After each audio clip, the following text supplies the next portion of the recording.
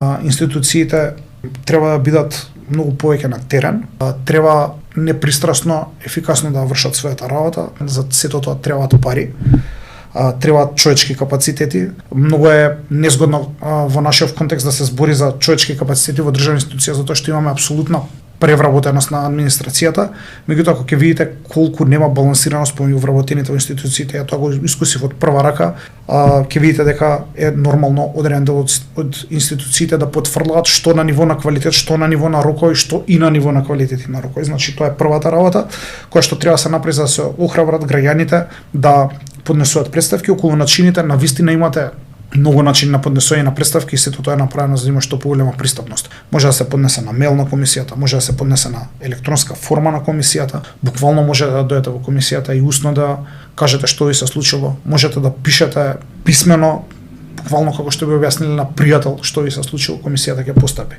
Дури додека бев и јас во комисијата, верувам дека таа практика е продолжена. Лица кои што имаат отежнат пристап до комисијата, лица со сензорна, со физичка попреченост кои што не може да дојдат до центар затоа што сме централен орган и не сме во другите градови, дури и службени лица од комисијата оделен на терен да можат овие лица да поднесат представка. Така што има повеќе начини за поднесување на представки, постапката е бесплатна.